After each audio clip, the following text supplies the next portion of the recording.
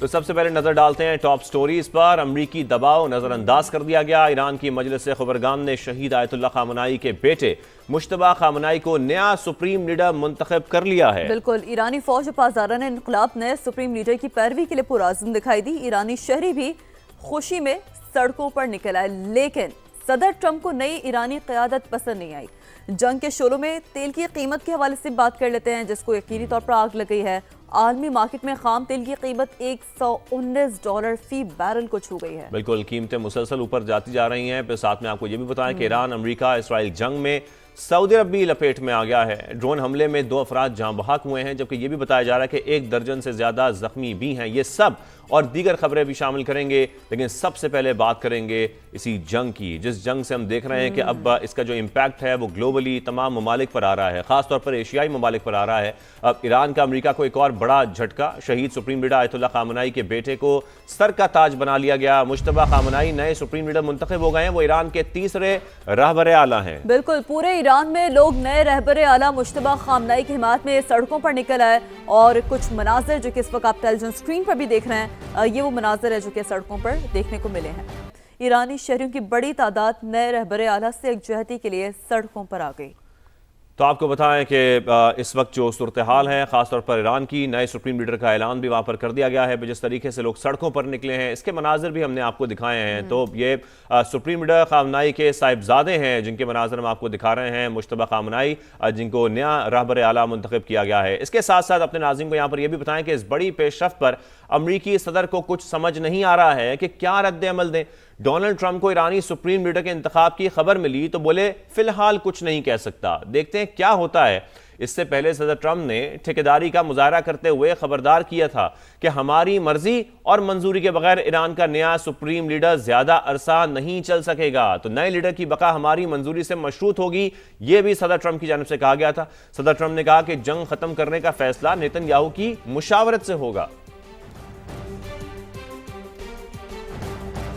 तो सूरत हाल तो नाज़रीन कुछ यूं है कि ईरान में लगी आग ने तेल की कीमतों को भी भड़का दिया है, क्योंकि आलमी मंडी भी अब इस हवाले से अपना रद्दअमल दे रही है। आलमी मंडी में दौरान ट्रेडिंग तेल के दाम $119 फी बैरल की सतह को छू गए हैं। ये वो सतह थी जिसका अंदेशा जाहिर किया जा रहा था। एक दिन में 30% तक इजाफा देखा गया। अब नया हुर्मुज़ की मुसलसल बंदिश की वजह से दुनिया भर में सप्लाई लाइन ब्लॉक है और इंटरनेशनल मार्केट में भूचाल का समा है। अमरीकी क्रूड ऑयल की बात करें, जो कि तकरीबन 27% से ज़ायद इजाफे के बाद $115 के आसपास ट्रेड कर रहा है, जबकि बरतानवी खाम तेल के दाम भी बराबर आ गए हैं। तो इस हवाले से आपको बता रहे हैं कि यकीनी तौर पर जो ऑयल प्राइसेस है वो बहुत ज़्यादा स्पाइक कर रहे हैं। अमेरिका और इसराइल के दरमियान पहला बड़ा इख्तलाफ भी सामने आ गया है। सदर ट्रंप ईरान की ऑयल तनसीबात पर हमलों से खुश नहीं। अमरीकी मीडिया के मुताबिक डोनाल्ड ट्रंप तेल की सप्लाई बरकरार रखना चाहते हैं ताकि बैनुल-अक़वामी मार्केट मुतासर ना हो, लेकिन इसराइली फौज की जानिब से ईरानी ऑयल तनसीबात पर हमलों के बाद आलमी मंडी में तेल की कीमतें मुसलसल बढ़ती जा रही हैं। तेहरान समेत इस्फहान और दीगर शहरों में ईरानी ऑयल तनसीबात पर खतरनाक हमले किए जा रहे हैं, जिसके बाद आसमान काले धुएं से अट गया और हमलों में 6 शहरी शहीद भी हुए हैं। शौहदा की मजमूई तादाद 1350 से ज्यादा हो गई है। दूसरी जानिब ईरान की जानिब से भी अमरीकी अहदाफ पर ताबड़तोड़ हमले किए जा रहे हैं। बिल्कुल, हलाक अमरीकी फौजियों की तादाद अब 8 हो चुकी है। इसराइल में भी कई मकामात पर हमलों का सिलसिला मुसलसल जारी है। इसके साथ साथ आपको ये भी बताएं कि जो एशियन स्टॉक मार्केट्स हैं वहाँ की क्या सूरत हाल है। हम ये देख रहे हैं कि एशियन स्टॉक मार्केट्स में मुसलसल उतार चढ़ाव चल रहा है। अब बात करते हैं अमेरिका ईरान जंग के हवाले से कि आलमी स्टॉक मार्केट्स में मंदी का रुझान बरकरार है। अभी भी तेल की कीमतें बढ़ने से एशियन स्टॉक मार्केट्स गिर गई हैं। जापानी स्टॉक मार्केट की अगर बात करें तो 5% कमी के साथ कारोबार का आगाज हुआ है। खबर एजेंसी ये भी बता रही है कि Korean composite stock price index में 5.72% कमी हुई है। फिर हांगकांग स्टॉक मार्केट में 2.64% कमी रिकॉर्ड की गई है। तो जब से अमेरिका ईरान जंग का आगाज हुआ है, हम देख रहे हैं कि मुसलसल स्टॉक मार्केट में उतार चढ़ाव रहता है या मार्केट मार्केट गिरावट का शिकार रहती है और ऐसा ही एशियन मार्केट्स में अभी भी देखा जा रहा है। मुख्तलिफ मार्केट्स का हम आपको बता रहे हैं। जापानी स्टॉक मार्केट को भी अगर देखा जाए तो 5% कमी के साथ कारोबार का आगाज हुआ है। इसके साथ साथ जो कोरियन स्टॉक मार्केट है वहां पर भी 5.72% कमी देखी जा रही है। हांगकांग स्टॉक मार्केट में भी 2.64% कमी रिकॉर्ड की गई है। तो ये सूरत हाल है इस वक्त एशिया की मुख्तलिफ मार्केट्स का। जबकि पाकिस्तान स्टॉक मार्केट की भी अगर बात करें तो वहां पर भी हमने देखा था कि मंदी का शिकार रही है मार्केट, लेकिन उसके बाद कुछ मार्केट रिकवर होने के बाद लेकिन हम देख रहे हैं कि मुसलसल उतार चढ़ाव चल रहा है। तो एशियन मार्केट्स भी इस वक्त मुतासर हो रही हैं ईरान और अमेरिका की इस जंग की वजह से। बिल्कुल ऐसा ही है, चूंकि यकीनी तौर पर हम देख रहे हैं कि जो इसका इम्पैक्ट है बढ़ता जा रहा है। और हम बात करें एशियन स्टॉक इंडेक्स की, अमेरिका ईरान जंग, आलमी स्टॉक मार्केट्स में मंदी का रुझान बरकरार है। तेल की कीमतें बढ़ने से एशियन स्टॉक मार्केट्स गिर गई हैं। जापानी स्टॉक मार्केट की बात करें 5% कमी के साथ कारोबार का आगाज हुआ है। Korean composite stock price index की बात करें 5.72% कमी देखी गई है। खबर एजेंसी ये रिपोर्ट कर रही है। हांगकांग स्टॉक मार्केट में 6.64% कमी रिकॉर्ड की गई है। इसी अहम मामले पर बात करने के लिए हमारे मेहमान भी हमें ज्वाइन कर चुके हैं। तज्जियाकार आबिद लतीफ़ साहब हमें ज्वाइन कर चुके हैं। आबिद साहब बहुत शुक्रिया हमें ज्वाइन करने के लिए। आबिद साहब, जिस तरीके से हम देख रहे हैं कि इस वक्त ईरान में अगर बात करें तो मुश्तबा खामनाई के सुप्रीम लीडर बनने से ज़ाहिर है उनको रहबर आला मुंतखब कर दिया गया है। आप क्या समझते हैं खित्ते की जो स्ट्रेटेजिक सूरत हाल है उसमें क्या बड़ी तब्दीलियाँ आ सकती हैं? जी बहुत शुक्रिया मुझे इनवाइट करने के लिए। देखिए जी, जो मुश्तबा खामनाई साहब हैं इनका एक बड़ी एफिलिएशन है इस जो है कॉज के साथ, जो कि और पर्टिकुलरली जो सुप्रीम लीडर थे जो अब शहीद हो चुके हैं उनके साथ, और प्लस पूरा ये जो एक सिस्टम है थियोक्रेसी का वो खुद भी उसका हिस्सा रहे हैं। उन्होंने जो है वो इवन ईरान इराक वॉर के अंदर जो हबीब बटालियन है उसके अंदर रह के उन्होंने खुद लड़ाई भी लड़ी है और कोई 8-9 ऑपरेशंस में भी एक्टिवली पार्टिसिपेट किया है। और इसी वजह से उनका आईआरजीसी जो है उसके साथ एक वैसे भी एक तो वो क्योंकि उनके ऑफिस को संभालते थे खामनाई साहब के, दूसरा वैसे भी उनके साथ वो जो उनके साथ जिन लोगों ने पार्टिसिपेट किया उस वॉर के अंदर बाद में वो सारे बहुत सीनियर पोजीशंस पे भी पहुंच गए।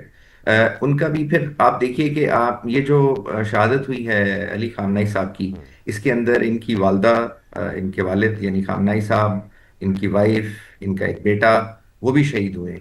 सो ये डायरेक्टली इस सारी जो ये क्योस है उसके अंदर डायरेक्टली इफेक्टेड भी हैं।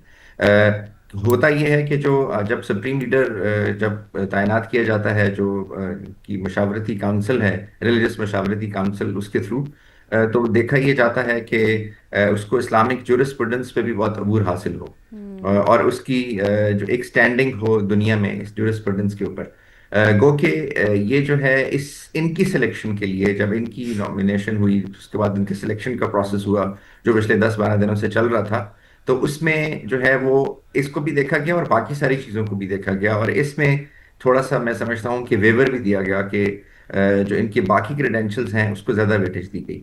तो एक तरह से ये एक जी बहुत ऐसी डेवलपमेंट है जो कि जिसके बारे में आप यूँ कह लीजिए कि जो नेतन्याहू और प्रेसिडेंट ट्रंप हैं उन्होंने ये कहा था कि जी जो हम बताएंगे कि अब सुप्रीम लीडर कौन आबिद साहब, होगा। हम साथ में ये भी देख रहे हैं कि अमेरिका का काफी दबाव था, बहुत सारी बातें उनकी तरफ से की जा रही थी। अमेरिकी सदर ट्रंप पहले ही मुश्तबा खामनाई के बतौर सुप्रीम लीडर इंतखाब को नाकाबिल कबूल करार दे चुके हैं।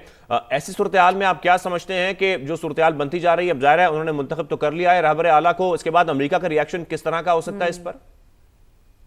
जी देखिए, अमेरिका का रिएक्शन तो यही है कि खुदा ना खास्ता उन्होंने पहले भी जो है वो धमकी दी थी नेतन्याहू ने भी कि हम वटेवर आप जो भी लीडरशिप लाएंगे उसको, क्योंकि जो डीकैपिटेशन उनका जो कैंपेन का हिस्सा है या जो उनके ऑब्जेक्टिव्स में से है हम वो करेंगे। लेकिन अब मैं समझता हूँ कि इनकी जो हिफाजत है या इनकी जो मूवमेंट है और इनके इर्द गिर्द जो लोग हैं उसका बहुत ख़ास ख्याल रखा जा रहा है। इसीलिए ये प्रोसेस जहाँ पे हुआ, जिस जगह हुआ और जब ये हो रहा था वो लोकेशन भी बहुत ही डिस्क्रीट थी, वो प्रोसेस भी सारा बहुत डिस्क्रीट था और एक जो है वो एक क्लाउड था जिसके अंदर रख के सारा कुछ किया जा रहा था। लेकिन जो स्टैंस है ईरान का, क्योंकि ईरान देखिए इस वक्त अपने सर्वाइवल मोड के अंदर है, जो ईरान का स्टैंस है मैं समझता हूँ वो वही रहेगा, बल्कि वो और कंसोलिडेट हो जाएगा। क्योंकि ये जो मुश्तबा खामनाई साहब हैं ये नुआंस्ड वर्जन है अली खामनाई साहब का, तो जी। ये एक्चुअली मुझे हर चीज़ जो है वो मजीद एनहेंस होती हुई नजर आती अच्छा, अब ये जो आपने बात की है ना कि मजीद जो चीज़ें वो इन्हेंस होती हुई नजर आ रही है, इससे पहले जब आप गुफ्तगू कर रहे थे आबिद साहब, तो आपने कहा कि इनके जो दीगर क्रेडेंशियल्स हैं उन्हें भी थोड़ा सा मलहूज़ खातिर रखा गया है। थोड़ा सा मैं चाहूँगी कि आप उस हवाले से भी रोशनी डालें आपके एग्जैक्टली कौन सा और क्रेडेंशियल्स हैं। क्या हम यहाँ पर ये बात अज्यूम कर सकते हैं कि अब इससे जो इस नए इंतखाब से जो ईरान की पॉलिसी है वो मज़ीद अब जारहाना हो सकती है? क्या आपकी गुफ्तगू में इशारा इसी जानिब था, इसी बात की तरफ था? जी बिल्कुल, मेरा कहने का ये मतलब था, क्योंकि देखिए इनके जो मैं बाकी क्रेडेंशियल्स की बात कर रहा था वो ये कि इनका आईआरजीसी के साथ एक बहुत ही मैंने जैसे कहा कि इवन ईरान इराक वॉर से ताल्लुक है।